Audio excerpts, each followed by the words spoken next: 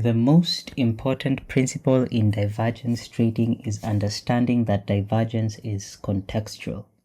Divergence is not an automatic reversal, certainty, prediction, or any of that. It is information. It's just a warning. It's just evidence of changing internal behavior. The purpose of divergence analysis is not to predict perfectly where the price would go next. Rather, the purpose is to identify moments where market conditions may be changing beneath the surface before price structure fully reflects the change. That's it. That's the video. This video explores the conceptual foundations of divergence trading. My goal is not to present divergence as a magical signal or prediction tool, as it is often the case online. Rather, it is to present it as a way of understanding internal market behavior. The behavior behind the structure, if you will. Divergence exists because markets are driven by pressure, participation, liquidity, exhaustion, and positioning. Indicators simply provide a mathematical way to observe some of those underlying dynamics. This video forms the foundation, or rather starting point, for the exploration of a strategy I have developed that uses divergence as an extra confirmation for entries and exits. Regardless of what I'll be presenting, you must remember that divergence itself is not a signal. Rather, divergence is the evidence. The way divergence tends to be presented online is an indicator would be going in a different direction from the market. And in this case, a lot of traders eventually become obsessed with indicators without understanding what the indicator they are working with really is. An indicator is not an intelligent entity. It does not even know where the price would go or understand institutions, news, fear, greed, or liquidity. An indicator is simply a mathematical transformation of price data. This is extremely important as it changes how divergence should be interpreted. Price itself is the final visible outcome of buying and selling decisions occurring inside the market. Indicators in this case attempt to describe aspects of that behavior mathematically. This can be seen in how different indicators tend to measure different properties of the underlying market.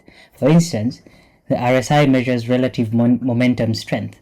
The stochastic measures closing positions inside a range. The MACD, on the other hand, measures trend acceleration and deceleration. Based on the breakdown of the indicators or other examples that I've offered, it's evident that none of them predict the future directly. Rather, they just try to describe or rather showcase how price has behaved in the past. The internal dynamics of a market are fairly different from what the price is actually doing.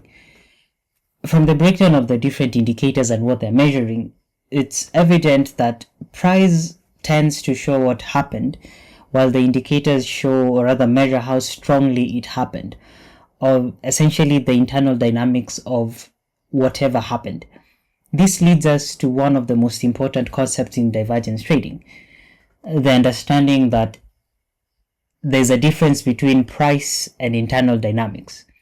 This distinction between price and indicator data explains how divergence can exist in the first place. For example, price may continue making higher highs while the underlying momentum behind those higher highs essentially weakens.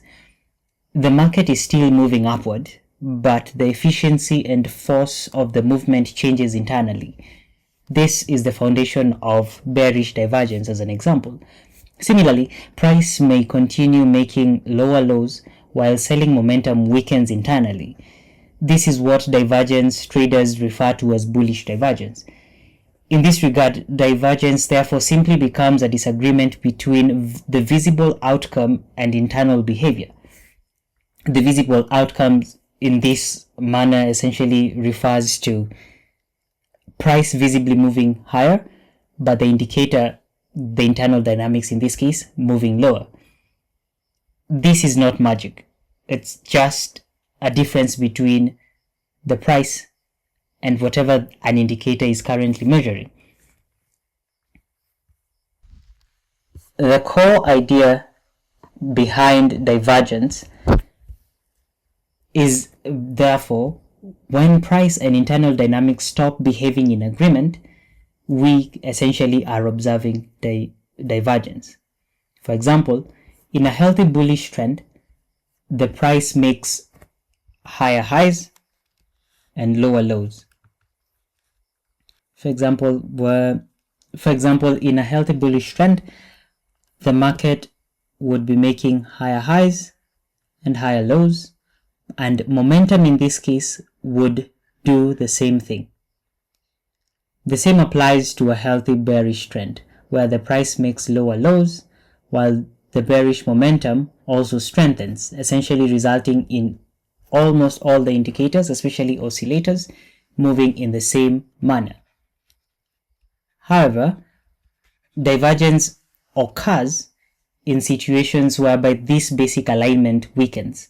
In bearish divergence, the price might make higher highs, but bullish momentum weakens internally, and an indicator that is tracking bullish momentum would likely show this. As you can see, the price was able to make a higher high, but the indicator could not, because the internal momentum of the move had changed, or rather had reduced. The same would apply in cases where there is bullish divergence. In these situations, the market might be making lower lows, and you might expect that an indicator that's currently tracking the momentum within the market to make a similar move, and it could initially, since that matches. However, at some certain point, it results, the internal bearish momentum weakens, resulting in the momentum indicator showing a higher low. So the market made a lower low, but the indicator made a higher low. Please note that in both conditions that I showcased, the market still moves in the same direction. However, the internal force behind the movement becomes less effective. A better model to visualize this would be to essentially consider the difference between effort versus result. A strong, healthy trend usually produces large movements within relatively little resistance. A weak, exhausted trend, on the other hand, would require increasing effort for smaller and smaller progress. So, an example of this would be, early in the trend, one would see the market making significant movements. For instance, it could make a 50 pip move up, then a 60 pip move up, then 70 pips. As you can see, each successive leg is way larger and encounters way less resistance at each specific point. On the other hand, once it gets weaker, you'd start seeing it also in the price, whereby each successive move requires way more momentum, or rather way more strength within the market to make the next leg. Basically, from the previous example, price continues upward. However, the momentum or strength weakens because each new push becomes less efficient. Of course, this might be due to various reasons. Regardless, it is evident that the change has occurred. Indicators often detect this inefficiency before the market visibly reverses. Now, back to the why. So you might be curious as to why this actually occurs. Divergence does not occur randomly. Several underlying market dynamics can produce it. While we might not cover all of them, we will mention some of the most notable ones. These include liquidity absorption, trend fatigue, large participant positioning, short covering, accumulation and distribution, declining participation in said move, and volatility shifts. Liquidity absorption occurs when aggressive buying or selling is absorbed by opposing participants without allowing price to move efficiently. For example, aggressive sellers repeatedly hit the market, yet price barely falls. This happens because larger buyers absorb those sell orders. This creates an important imbalance. Selling effort increases while the downward result weakens. Indicators such as the RSI often detect this weakening before price visibly reverses. Bullish divergence frequently appears during this type of absorption. As a result, divergence would appear as a precursor or early evidence prior to a reversal. Please note that this does not imply causation. Just because divergence can be seen before a reversal does not mean it caused the reversal. It is correlated and can be viewed as an early indication that a reversal is more likely. However, it is in no way a surefire indicator that the market will reverse.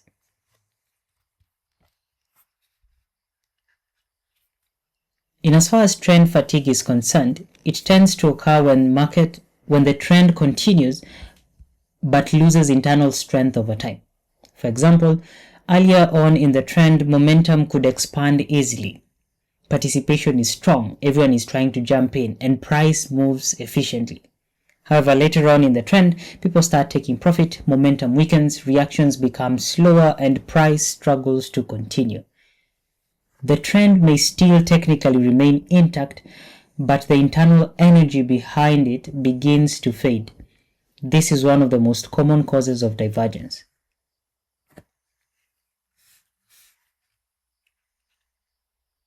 When a large institutional participant cannot instantly enter or exit massive positions without moving the market against themselves, large institutional participants cannot instantly enter or exit massive positions without moving the market against themselves. As a result, they often build positions gradually. In this regard, retail traders may see random ranging, indecision, and repeated failed moves. Meanwhile, institutions may quietly accumulate long positions, distribute long positions, or absorb liquidity. This gradual positioning process can create divergence because price movement becomes less efficient internally. Short covering occurs when traders who previously sold the market buy back their positions to exit. Remember your basics of trading. Whenever you're selling and you want to exit that position, you need to buy at the end. So in this regard, that is called short covering.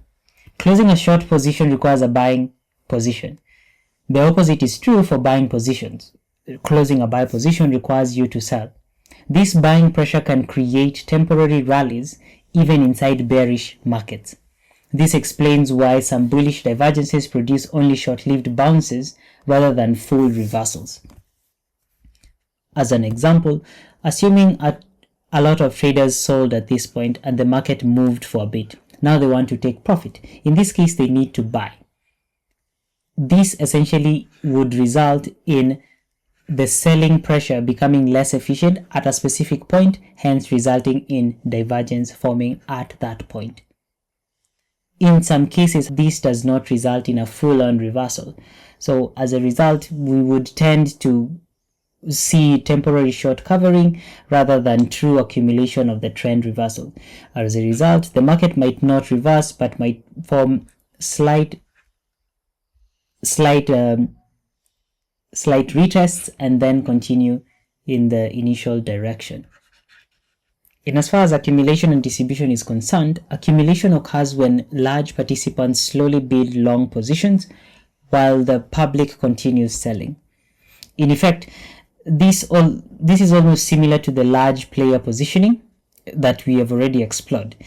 Distribution occurs when large participants slowly reduce long exposure while the public continues buying. An example of this would be the following. During accumulation, price may continue falling slowly, bearish momentum weakens, and a bullish divergence may appear. However, during a distribution, the price may continue rising slowly and bullish momentum weakens. Bearish divergence in these cases would appear. these processes explain why divergence often appears before larger reversals, since large participants are slowly building their positions before actually continuing on with the trend that they wanted to set up. This essentially brings us to the types of divergences. There are three main types of divergences. Regardless of the three, two are the most popular of the three, and I personally tend to use the two. Regular divergence is generally associated with possible reversal conditions. Bearish divergence can include the price making a higher high and the indicator making a lower high, meaning the buyers still push the price upward but with weakening internal strength. Bullish divergence, on the other hand, occurs when the price makes a lower low but the indicator makes a higher low. This implies that the sellers still push the price downwards, but the bearish force weakened significantly compared to the previous push. Let me see if I can draw this out for you. So essentially, for the regular bearish divergence, the market makes a new high. However, this high was less efficient, hence the indicator will look like this, forming a lower high. Essentially, buyers were able to push the price upward but with significantly less strength and momentum compared to the previous push. The same would apply to bullish divergences, where the market might form a low, but then as you can see, it's higher. This is the price and this is the indicator. You'd find the indicator forming a higher low, hence implying that while the sellers were still able to push the market lower, the bearish force within that move had weakened internally, hence resulting in the indicator measuring the momentum like this. In as far as hidden divergence is concerned, it's generally associated with continuations. In this case, the price, for instance, in hidden bullish divergence, the price might still make a higher low, as you can see, but the indicator would make a lower low. Nice, like that. This implies, despite the temporary weakness in the move, buyers were still able to defend the level. So essentially they defended the structure, but there was weakness in the move. That implies a divergence between the price and the market and the indicator, which essentially showcases that buyers are still strong. In the hidden bearish divergence situation, the price would make a lower high, but then the indicator would make a higher high. So the price would be heading lower. This becomes the lower high, as you can see, but then the indicator makes a higher high, like that.